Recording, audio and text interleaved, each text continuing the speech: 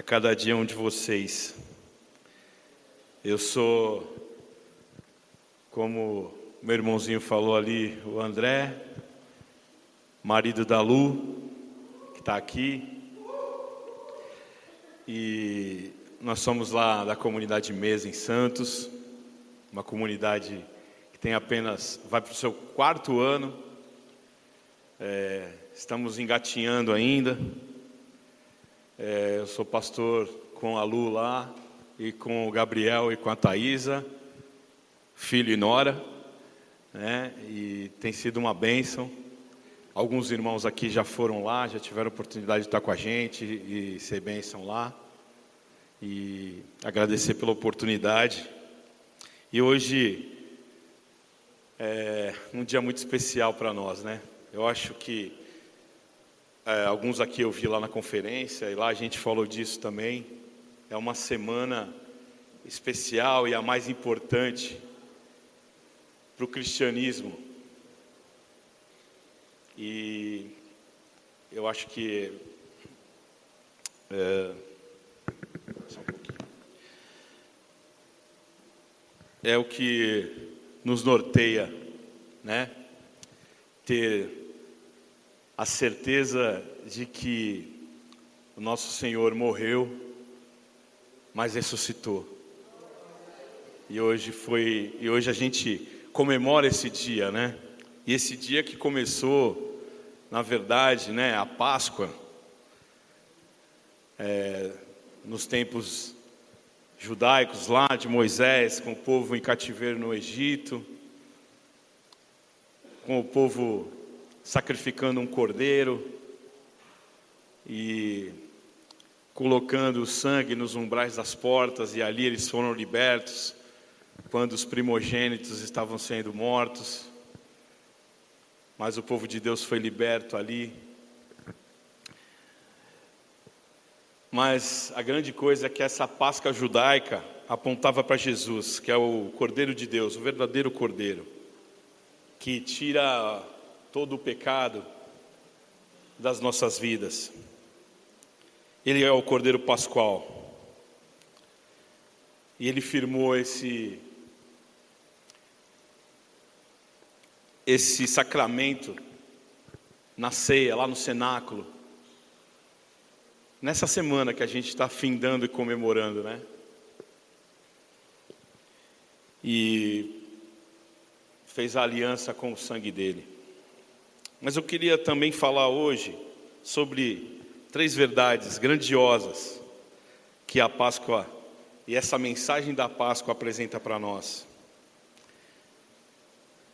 A primeira é que Cristo morreu pelos nossos pecados. Aí eu queria que você abrisse 1 Coríntios 15, 13.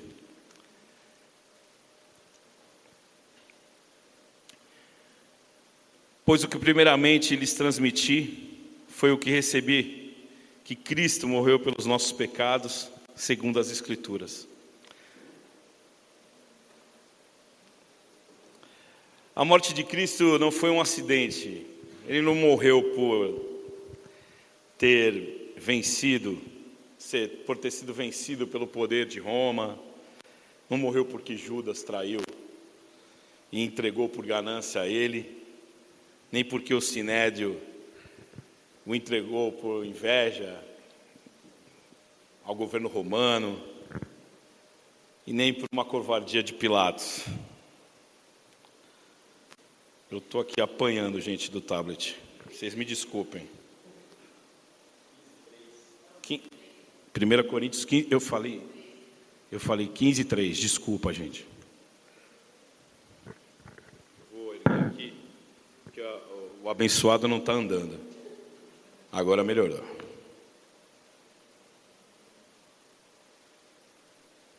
Jesus morreu porque o Pai o entregou por amor. Ele morreu porque a si mesmo se deu pelo seu povo, por nós. Ele não morreu para ser um mártir, mas para ser o nosso Redentor, aquele que ia nos livrar de todo pecado, de toda iniquidade. Ele bebeu sozinho o cálice amargo da ira de Deus. Ele sofreu o golpe da lei em nosso lugar e satisfez completamente as demandas da justiça divina quando suportou em nosso lugar a condenação que a gente merecia. A morte de Cristo foi substitutiva. Ele morreu como nosso fiador e representante.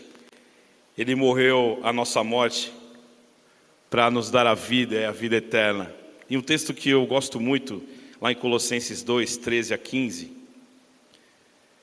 fala assim: quando vocês estavam mortos em pecados e na incircuncisão da sua carne, Deus os vivificou juntamente com Cristo. Ele nos perdoou de todas as transgressões e cancelou a escrita de dívida que consistia em ordenanças e que nos era contrária. Ele a removeu pregando-a na cruz e, tendo despojado os poderes e as autoridades, fez deles um espetáculo público, triunfando sobre eles na cruz. E eu fico pensando nessa cena, né? Da morte que nos traz vida, de nós não merecermos essa vida plena que a gente tem em Cristo, da cédula, dessa escrita de dívida que era contra nós, que era uma condenação, e alguém foi lá e, tá pago. É um amor que eu me constranjo, porque mesmo assim a gente acaba não tendo às vezes aquela vida plena em Cristo. A gente não demonstra amor pelo nosso irmão, mas Jesus não muda o seu comportamento, Deus não muda o seu comportamento e continua nos amando, apesar de nós.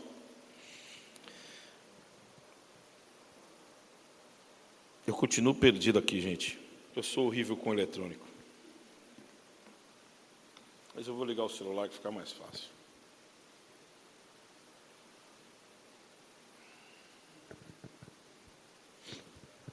Vou tirar o óculos também, desculpa.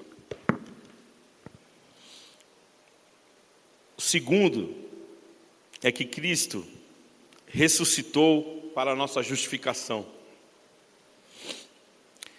Romanos 4, 25 diz: Ele foi entregue à morte por nossos pecados e ressuscitado para a nossa justificação. Se a morte de Cristo não foi um acidente, sua ressurreição não foi uma surpresa.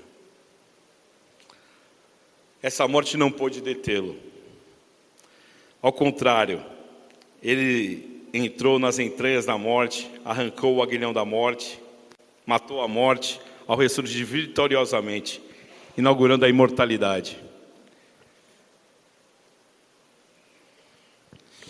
Ele morreu e ressuscitou para que nós fôssemos eternos com Ele. A partir do momento que a gente tem essa vida plena, entrega o nosso coração e a nossa vida para que Ele governe, nós nos tornamos, não como Munhá, um ser eterno, né? Mas um ser eterno do Senhor. Eu sou velho, gente. Munhá, só para quem entende essa...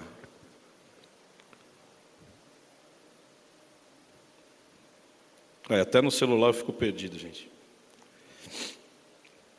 A ressurreição de Cristo é a garantia da nossa ressurreição quando Jesus voltar. Em sua majestade e glória, os mortos em Cristo ressuscitarão primeiro, e os que estiverem vivos serão transformados e arrebatados para encontrar o Senhor nos ares. Teremos um corpo imortal, incorruptível, poderoso, glorioso, espiritual, celestial, semelhante ao corpo da glória do Senhor Jesus. Ele ressuscitou por nós.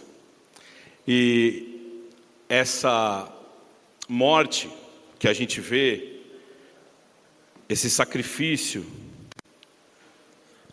se não houvesse essa ressurreição, tudo isso seria em vão. Tudo isso não valeria de nada. E como eu fui pego de surpresa também, eu vou ser bem breve, e eu já estou encaminhando para o fim até. A terceira coisa é que Cristo voltará para a nossa glorificação. 1 Tessalonicenses 4, de 15 a 17, diz: dizemos a vocês, pela palavra do Senhor, que nós, os que estivermos vivos, os que ficarmos até a vinda do Senhor, certamente não precederemos os que dormem. Pois dada a ordem, com a voz do arcanjo e o ressoar da trombeta de Deus, o próprio Senhor descerá do céu e os mortos em Cristo se ressuscitarão primeiro. Depois disso, os que estiverem vivos, seremos arrebatados juntamente com eles nas nuvens para o encontro com o Senhor nos ares, e assim estaremos com o Senhor para sempre.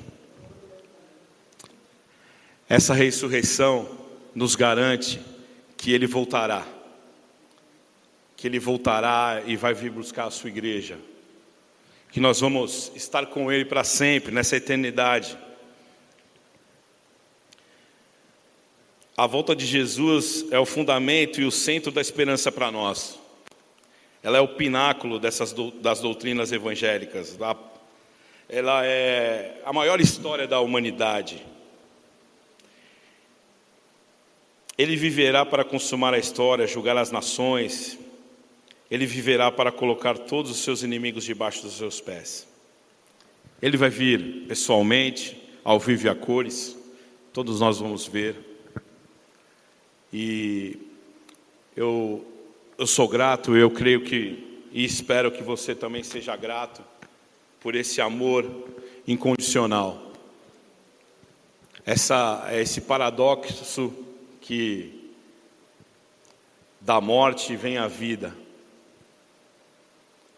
e uma vida plena em Cristo, que nos traz alegria, nos traz a oportunidade de vermos a Deus no nosso irmão, na comunhão. E hoje é um dia especial também, porque a gente vai estar partilhando a ceia, e é um privilégio muito grande, e eu queria orar para que a gente entendesse sobre e tivesse a consciência dessa ressurreição. Amém? Pai, muito obrigado. Obrigado pelo Teu amor por nós, pela Tua graça, pela Tua vida. Que o Teu Espírito continue a falar conosco. Obrigado pela Tua vida em nós. Obrigado porque Tu morreste e ressuscitaste para que a gente tivesse vida. Obrigado porque pagaste o preço por nós. Preço que a gente não tem como pagar. Obrigado pelos meus irmãos. Que nós possamos continuar entendendo que o Senhor se entregou por amor a nós. Em nome de Jesus. Amém. E André, você tá velho, hein? Apanhando dos negócios aí. Próxima vez eu arrumo para você uma impressão em pedra. Gente, muito bom. Eu queria ler um texto com vocês para a gente poder complementar isso e celebrar a ceia, né? Antes até de tudo, vamos ler o texto. Abra sua Bíblia em Mateus capítulo 26. E eu quero só fazer um breve comentário aqui em cima do texto. Mateus capítulo 26. Essa semana a minha mãe estava conversando comigo e ela foi fazer a unha, alguma coisa, essas coisas que mulher faz, né? E ela, por fim, veio me fazer perguntas sobre a cronologia da Semana Santa. E aí ela fez uma salada de frutas no negócio, assim, incrível, né?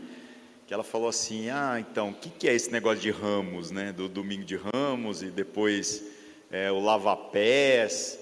E aí ela falou, aí quem lavou os pés foi a Maria, mãe de Jesus. Eu falei, não, calma, vamos voltar esse negócio lá no começo, porque é engraçado como que a tradição pega uma série de fatos ali daquela última semana de Cristo e transforma num monte de coisas que as pessoas vão meio que celebrando, mas elas não param para pensar no significado.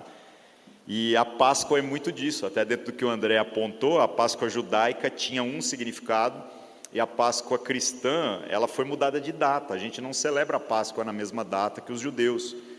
Os judeus têm um calendário fixo, onde a Páscoa, se eu não me engano, é no 14º dia do primeiro mês, que começa mais ou menos em março. Então dá perto da nossa.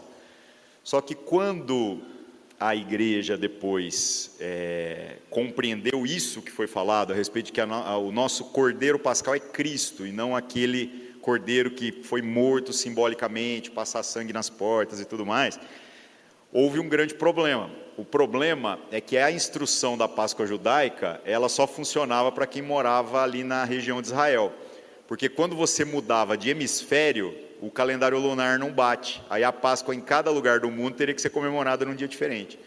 Por conta disso, já que a igreja compreendeu, como o André explicou aqui, né, que Cristo é o Cordeiro Pascal, Cristo é a nossa Páscoa, então por conta disso houve uma convenção, e aí a convenção, acredite, por incrível que pareça, usando também o calendário lunar, e aí isso meio que descolou daquele calendário original, e muita gente não sabe, a quaresma, o carnaval, tudo é calculado também a partir disso.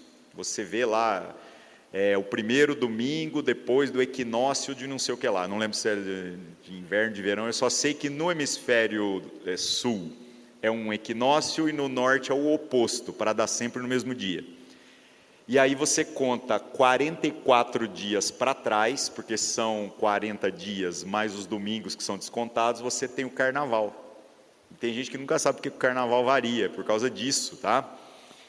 E para vocês verem como é a tradição, por que 40 dias antes? Pois essa eu nunca achei uma boa explicação. Porque o que a Escritura diz para nós é que depois de tendo havido ressuscitado, Cristo gastou 40 dias com os discípulos, meio que explicando a eles tudo aquilo que ele havia dito nos seus 3 anos de ministério. Então a verdadeira quaresma que deveria importar é aquela depois que você encontrou com Jesus, depois que você recebeu, né, a informação de todas as coisas. Mas o que eu queria ler com vocês, Mateus 26, a partir do verso 19, é sobre esta celebração da Páscoa judaica, a última Páscoa que de fato foi celebrada dessa forma, onde Jesus, com certeza, tem muitos motivos para se alegrar. Ali é o cumprimento de todo o propósito da encarnação do Verbo divino na pessoa de Jesus, é o propósito de tudo aquilo que Deus havia planejado desde a eternidade, é onde a salvação se manifesta de maneira definitiva, onde todos os sacrifícios, tudo aquilo que a gente poderia tentar fazer para agradar a Deus agora se tornou desnecessário, porque Deus pagou a conta que era impossível. A consumação disso tudo estava ali às vésperas, só que nessa ocasião, se Jesus tem todo motivo para se alegrar, porque agora ele vai estar à mesa com aqueles que ele tão ardentemente desejou, né? O que acontece? Tem também ali no meio Judas Iscariotes, tem também ali no meio o ter que tratar e chamar de amigo, e realmente sentir isso no seu entendimento e no seu coração, não de maneira dissimulada, porque Deus não é dissimulado, ou seja, da relação dele para com Judas, total sinceridade, mesmo no meio de uma situação adversa, de ter que lidar com gente que você sabe que vai te trair. E também sabendo que passando esta ocasião, aquela noite seria uma noite tenebrosa. Uma das coisas que me angustia nessa história é pensar que Jesus parece um cara tão tranquilo, né? Ele tem uns momentos assim que ele se isolava e orava muito, mas o único momento que eu vejo, pelo menos descrito nas Escrituras, sobre um terror que de certo modo se sobrevém sobre a pessoa de Jesus, é exatamente no jardim do Getsemane, às vésperas da prisão, porque se ele não viveu ansioso, por conta de que faltava só 3 anos para isso tudo acontecer, quando ele começa o seu ministério, ali agora faltava menos de 2 dias, 1 dia e meio aproximadamente. Então, é uma noite de terror, é uma noite em que a própria Escritura diz que Jesus transpira sangue enquanto está orando, e ele vira para os 3 que estão lá com ele, e ninguém pode ajudá-lo, mas o único pedido dele para com os caras é: fiquem acordados, não me deixem sozinhos aqui, eu só preciso olhar para vocês e saber que os meus amigos estão aqui comigo, nesse momento de angústia. E os caras dormiam, né? Aí ele ia lá e acordava os caras, mesmo eles não podendo resolver nada, e voltava para orar, e por 3 vezes isso se sucedeu. Então esse momento, que é o ápice daquilo que é o desenrolar do ministério de Cristo, né, da grande obra de redenção que o Senhor proveu para nós, termina exatamente na ceia, que é o que nós vamos celebrar. E eu gostaria de ler o texto com vocês, porque a gente vê que se há motivos para alegria, também há motivos de profunda angústia. E é importante que a gente entenda isso sobre o como que esta salvação se manifesta na nossa vida. Toda vez que a gente entra na temática da ceia do Senhor, sempre há aquele problema no entendimento de alguns que fala: mas de fato eu sou digno? Então, deixa eu explicar para vocês: nenhum de nós é digno, e não há nada que nós venhamos a fazer que nos torne dignos, né? Mas Judas Iscariotes também tomou da mesa do Senhor, do pão que foi partido pelo próprio Cristo, o qual ele disse que era o corpo dele, e o qual ele disse que não tomaríamos mais até que ele voltasse. Por isso que a nossa ceia é simbólica, porque ele disse que era para a gente fazer isso em memória dele continuamente, mas de que ninguém mais tomaria desta ceia, da mesma forma que aqueles caras fizeram, como ocorreu naquela ocasião. E Jesus parte o pão e ele compartilha até mesmo com Judas Iscariotes. O que tem a ver isso com a nossa vida? Nós temos que entender então que o que traz a dignidade para que a gente faça parte da mesa do Senhor não é o que está em nós, mas é o que está nele, é o que ele fez. Qual é a parte que cabe a nós? A parte que cabe a nós é que façamos um autoexame, no qual o problema do pecado, curiosamente, não é o mais problemático, porque pecado Jesus resolveu na cruz. Basta que a gente reconheça o nosso pecado, se arrependa. Se você tem alguma coisa para consertar com alguém, você conserta amanhã, não precisa se desesperar, tome da ceia.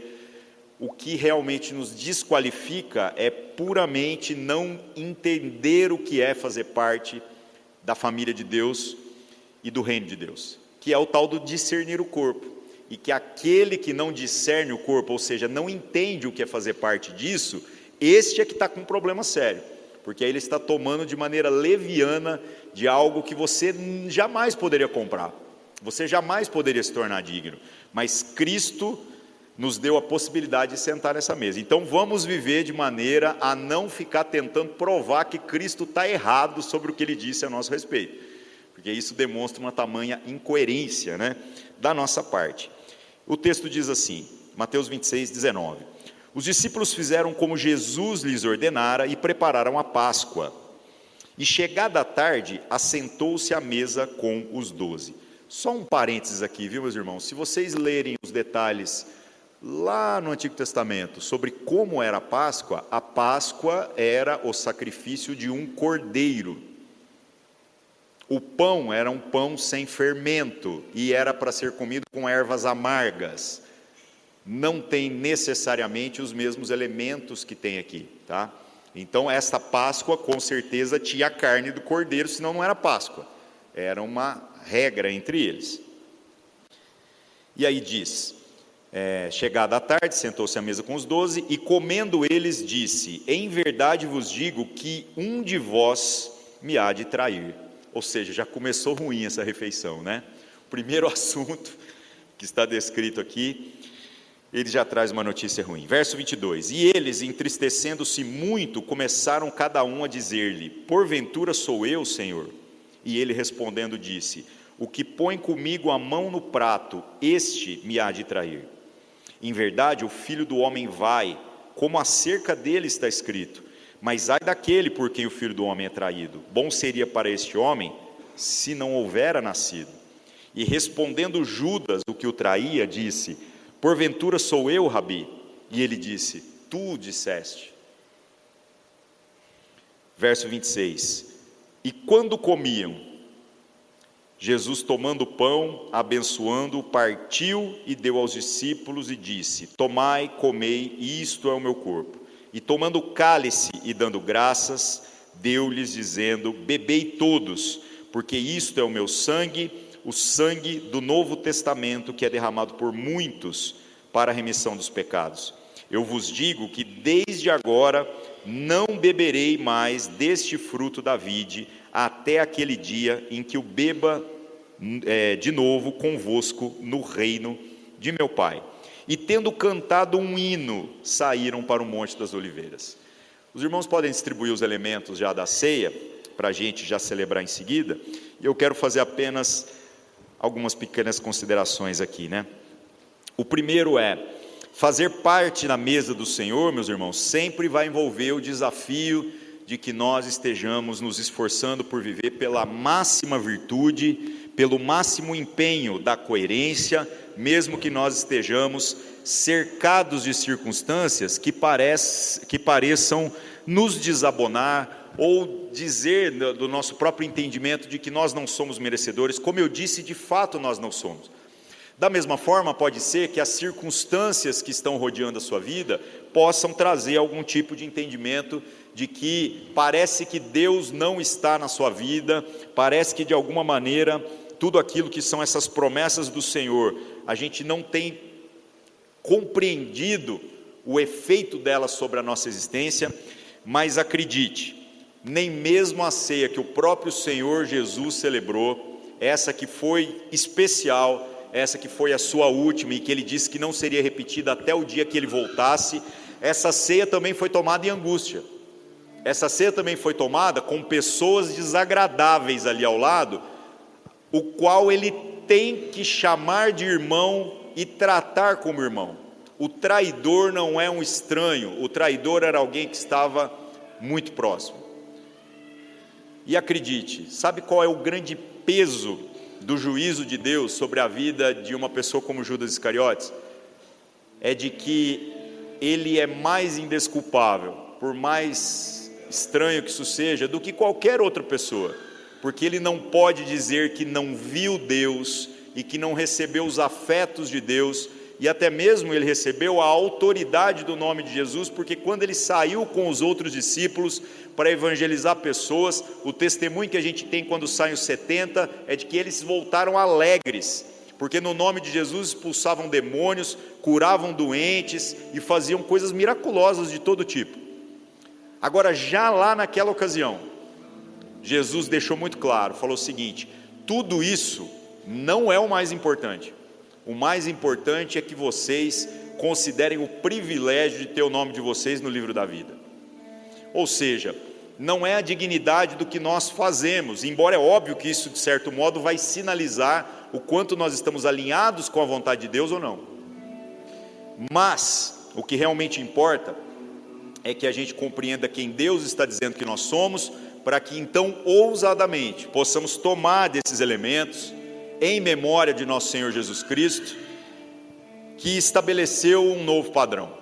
E esse novo padrão, como eu disse, não é o padrão da nossa dignidade, mas é o padrão do amor eterno, infinito, o amor eterno que é de certo modo transcendente às circunstâncias, transcendente às adversidades, no qual nós fomos chamados para o arrependimento e para uma mudança de vida. Como essa mudança de vida vai se dar? É simples, o Espírito Santo vai falando com a gente, na medida em que nós vamos lendo a Escritura, vivendo em comunhão, orando e dizendo genuinamente: Senhor, nós queremos ser participantes da sua mesa, que o Senhor fale com a gente. E aí, nesta circunstância, é que mesmo que a gente esteja na adversidade, com pessoas que não são as pessoas que a gente queria que tivessem ao nosso lado, mesmo que a gente esteja na angústia, sabendo que o dia de amanhã vai ser um dia difícil, Jesus não tinha dúvida nenhuma de que o dia seguinte seria um dia difícil quando ele tomou desses elementos. A gente estava até brincando quando estava vindo no caminho, né? Que a gente fala, dias melhores virão, né? Então deixa eu falar para você, virão dias melhores e virão dias piores. e no entanto o Senhor é Deus sobre todos eles. Jesus aqui não tinha nenhuma expectativa de que talvez o dia de amanhã seja melhor. A única coisa que ele tinha previsto, planejado, agendado desde a eternidade era a cruz. E a oração dele é sincera, ele diz: Pai, se possível passa de mim esse cálice. E a resposta que não foi ouvida, mas está implícita naquilo que aconteceu, é como se o pai tivesse virado para o filho e falado assim: você vai ter que beber todo esse cálice. E ele bebeu em nosso favor. Isso é maravilhoso. Agora, no meio dessa angústia toda, ele parte do pão e diz: esse é o meu corpo. Ele compartilha do cálice e diz: bebam dele todos, este é o meu sangue, o sangue do Novo Testamento, que é derramado por muitos para a remissão do pecado. E depois disso tudo, eles se alegraram e eles cantaram louvores. Nessa situação, quantos de nós teriam alguma vontade de cantar algum louvor?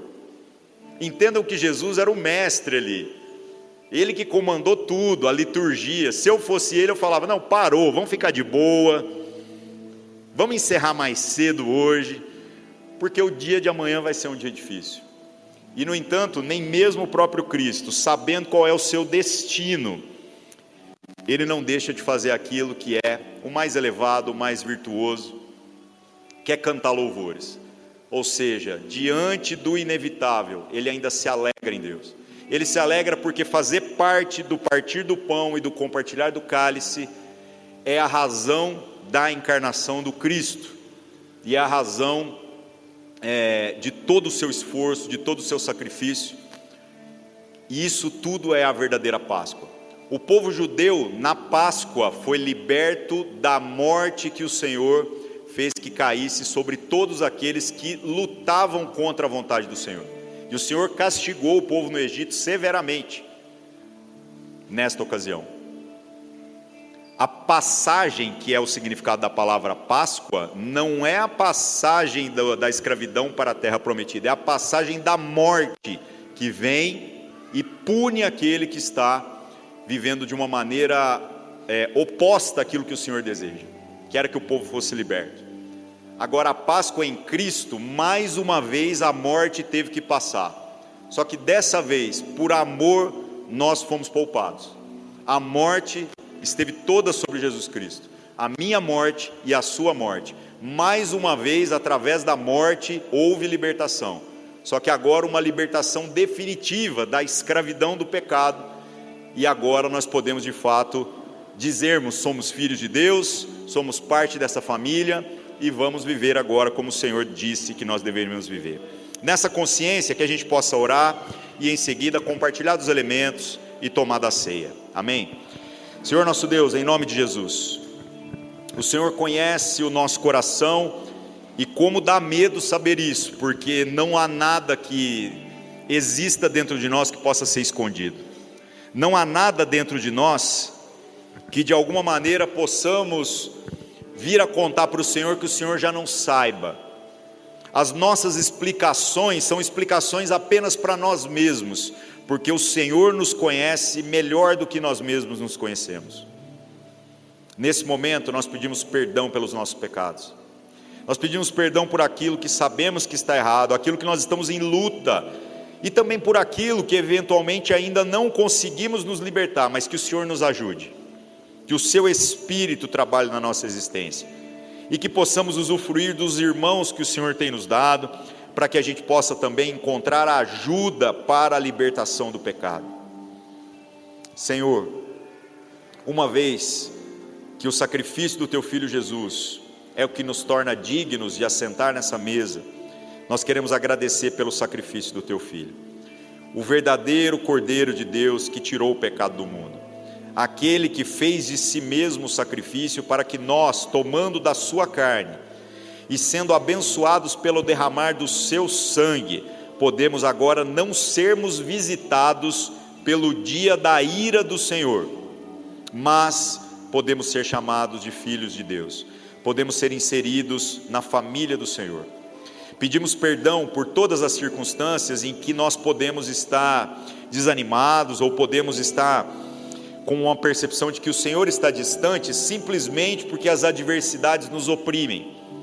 o teu filho Jesus sentiu uma opressão do pecado de todos nós, quando ele estava na cruz, que ele não merecia, e no entanto ele não vacilou, no entanto ele não desistiu, não recuou, mas foi lá e derramou o seu sangue por todos nós, deu do seu corpo por todos nós.